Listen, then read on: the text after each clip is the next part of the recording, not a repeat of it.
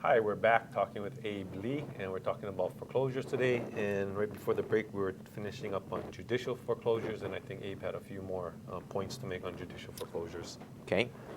Let's say the judge then says, okay, the highest bid is now $500,000, and the successful bidder has a $50,000 cashier's check. The judge will then say, you need to close in the next 30 days. So let's say I'm the debtor, and I'm still in the house, and I know it's been auctioned off. So the commissioner will call me up and say, hey, your house has been sold for whatever, and you need to move out. I can choose to stay, or I can choose to move out. The commissioner's job is not to kick me out. Commissioner's job was to get a successful bid going.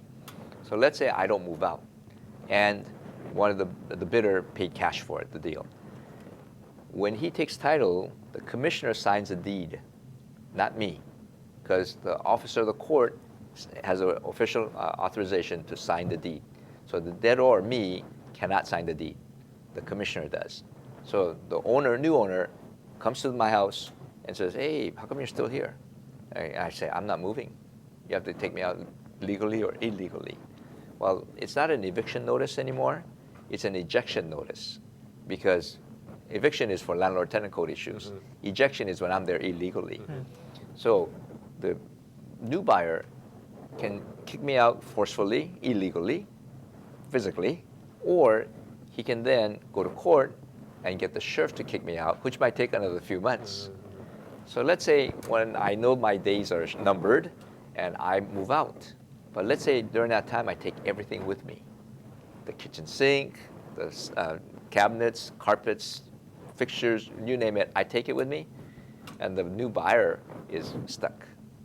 Let's say I move out before the new buyer takes title to the property, and he's going for a bank loan. And before I leave, I smash the house with sledgehammer. And it's happened, by the way. And I've taken everything with me. So the appraiser comes in because the buyer's getting a loan.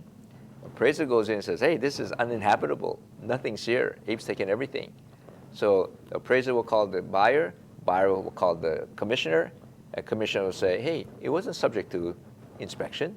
It wasn't subject to a loan. So you either close or you lose your 10%. So that's the danger of buying a foreclosed property, is because, I mean, it depends on what the debtor is going to do to that condition of the house. Okay. What if it goes to the courts? So there was a bidder. Yeah. You go into the confirmation. At the confirmation, the owner, current owner, can he make up the payments? Yes. Or is it too late? Oh, really? Up to the date of court confirmation hearing, I believe the debtor can make up the back payments, and hopefully you're okay. But what if after the confirmation, the 5% bidder wins it? After the court confirmation hearing, Because the deeds and stuff still haven't been signed. Oh, really? No, but I think it's over at that point. I'm not sure, but I believe it is. So it has to be before the court confirmation hearing. It'd be better if it was before the courthouse auction. Yeah.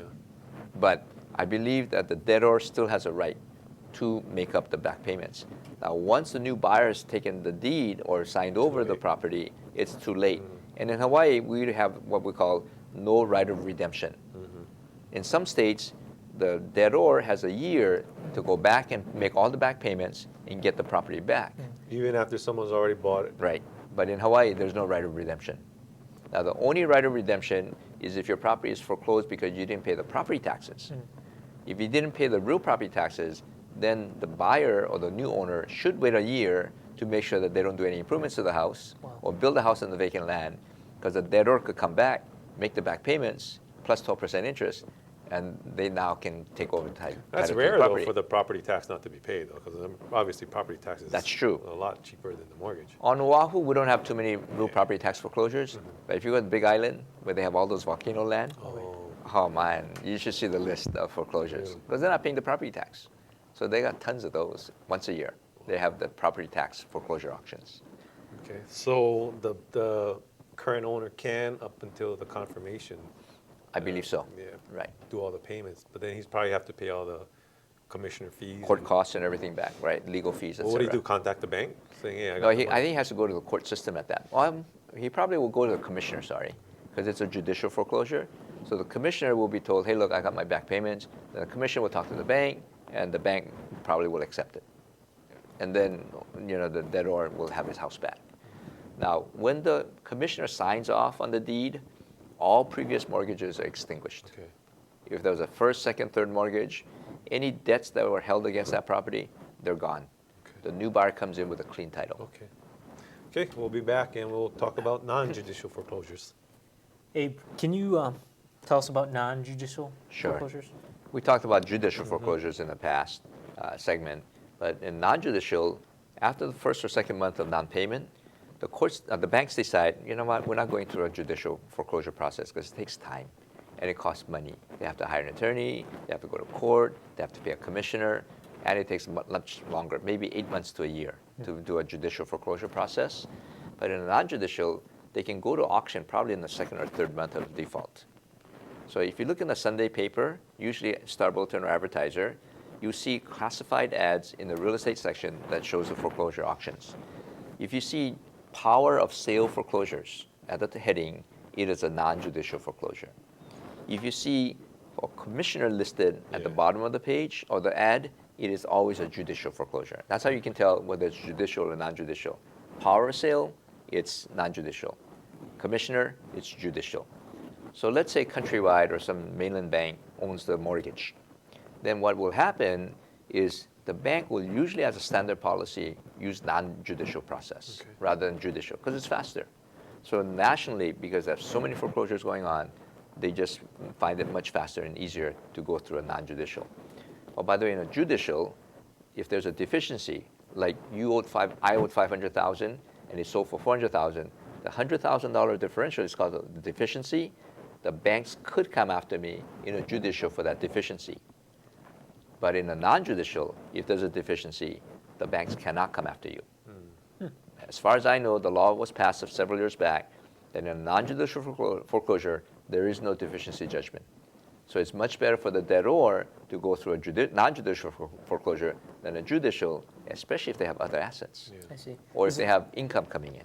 Would that be considered a form of income, that $100,000 that was forgiven, or?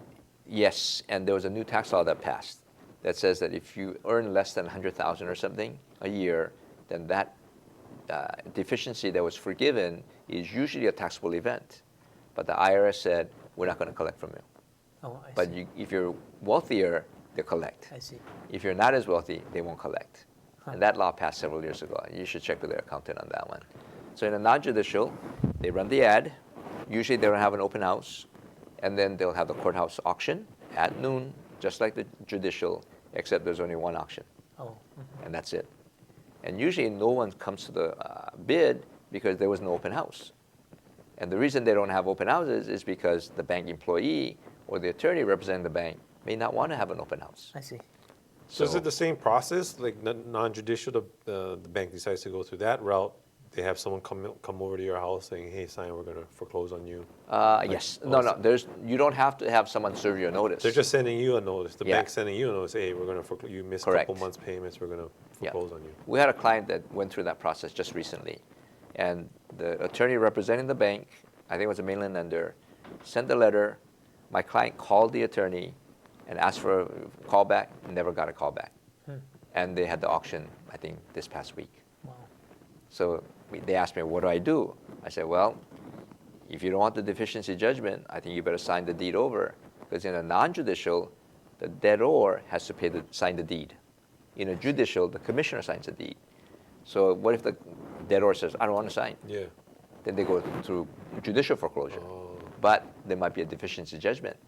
In this case of my client, they bought it for $695,000, nothing down, Okay. and they tried to short sell the thing for $510,000. Wow. Couldn't sell. Wow. So the bank is going to lose close to $200,000, And that was non-judicial. non-judicial. Do you, at the auction for the non-judicial, do you have to come up with the full amount of the bid price? Sure. In the old law, there was no minimum. Like in the judicial, you can only ask for 10% down. Yeah. That's by law. In the non-judicial, there was no limit. So the bank could say, I want 100% down. And they used to ask for it. But there's a new law that just passed that says even in non-judicial foreclosures, the banks can only ask for 10% down. But think about this. You didn't see the house. Right. Yeah. They have an auction. You got to put 10% down. You're bidding on something you never saw. So most of the time, the banks would take the property back. And the owner's still living there, correct? Yes. Or they could have moved out. Yeah. In the case of my clients, they already moved out, or they were going to move out that week because they found another place. And I said, well, you could stay longer because really the whole process hasn't gone through yet. But he says, no, we found a good place, and we think we'll move. So, and they did it peacefully, and they made a nice comment. He says, we want the next homeowner to enjoy the home as much as we did, so we're not going to trash the place. Okay. We're going to leave it in clean condition, which is very nice of them. Yeah. Yeah. So in a non-judicial, Okay, we'll be right back after these messages.